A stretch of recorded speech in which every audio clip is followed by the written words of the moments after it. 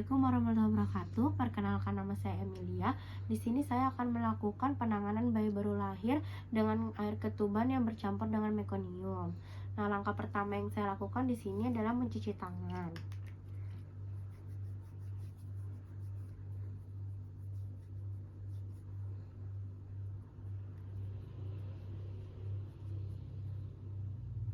Setelah kita mencuci tangan dengan 6 langkah, kita menggunakan handscoon atau sarung tangan DTT.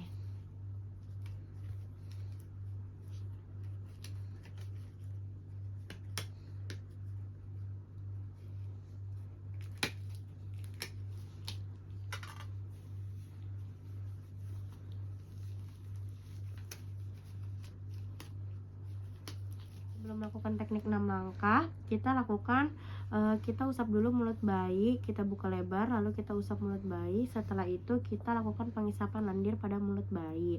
Setelah itu kita angkat dari permukaan perut ibu, kita potong tali pusatnya.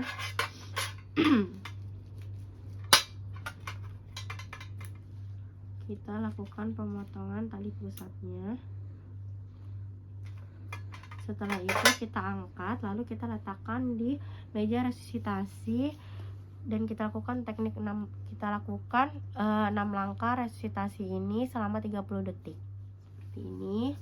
Nah, kita letakkan bayinya seperti ini, lalu kita lakukan 6 langkah dengan metode Haikal. Yang pertama adalah hangatkan bayi dan jaga kehangatan bayi, itu H. Selanjutnya atur posisi bayi, kepala sedikit ekstensi dan bahunya kita ganjal. Nih, bahunya kita ganjal. Setelah itu kita lakukan pengisapan lendir, dimulai dari mulutnya. Kita bersihkan area lendir di mulutnya dengan jarak 5 cm. Setelah itu kita bersihkan lendir di area hidungnya dengan jarak 3 cm. Setelah kita lakukan pengisapan lendir, kita lanjutkan lagi ke keringkan bayi dan lakukan rasangan taktil.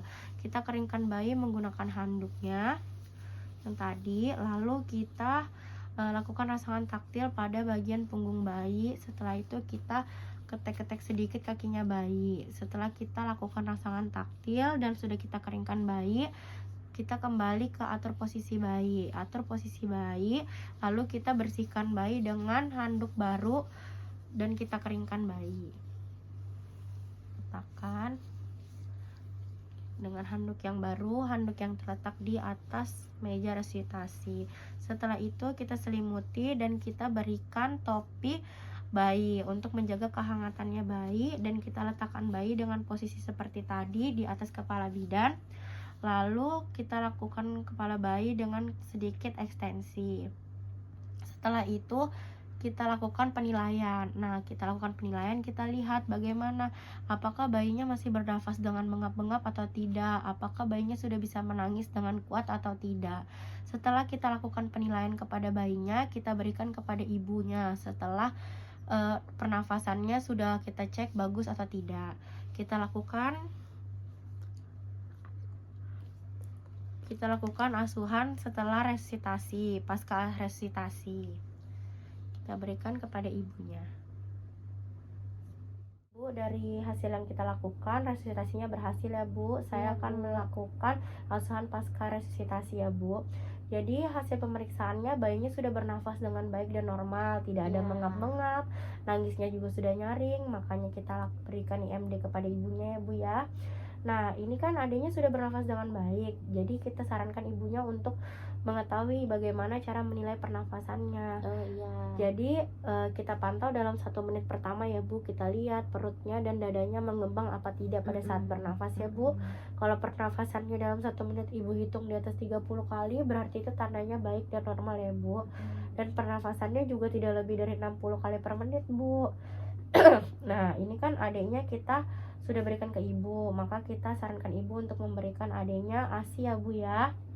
Nah, setelah itu tadi kalau misalnya badannya adanya berat badan lahirnya rendah, ibu bisa melakukan menjaga kehangatan mbak adeknya dengan metode kangguru. Tapi kan ini adanya berat badannya normal aja Bu ya, jadi nggak apa-apa. Nah, tadi seperti yang saya bilang, ada beberapa tanda-tanda bahaya pada bayi baru lahir. Nah, seperti pernafasan yang sulit, yang kayak tadi kita bantu, ada yang kurang dari 30 kali per menit, dan yang lebih dari 30 kali, dan lebih dari 60 kali per menit itu juga berbahaya ya Bu ya. Lalu suhu tubuhnya normal itu biasanya kurang dari 38 derajat dan tidak dan tidak kurang juga dari 36,5 derajat Celcius ya Bu ya. Nah, kulit adiknya itu juga kita cek apakah warnanya biru pucat atau hijau, atau juga warnanya itu pucat gitu nah Bu, nggak berwarna seperti merah kayak biasanya. Kita lihat juga tali pusat adanya merah atau ada pembengkakan. Kita lihat juga adanya ini ada lendir darah atau tidak, ada bengkak atau tidak, ada keluar cairan yang berbau busuk atau tidak juga kita lihat. Nah, kita pantau juga selama 3 hari apakah adanya ini ada buang air kecil atau enggak Bu, karena kalau sampai 3 hari belum buang air kecil itu berbahaya ya Bu ya. Kita lihat tangisannya tuh gimana, dia lemas atau enggak, menggigil, itu kita juga harus pantau ya Bu. Yang terlebih itu kita harus pantau adanya itu sampai mendapatkan kejang atau enggak Bu, itu yang paling penting. Nah, tadi kan saya sudah memberikan asuhan pasca resitasi. Nah, setelah ini kita lakukan asuhan bayi baru lahir ya Bu. Nah, asuhan bayi baru lahir ini seperti yang saya anjurkan tadi, ibunya menyusui tapi sambil membelai-belai anaknya biar makin bonding attachment ya Bu ya.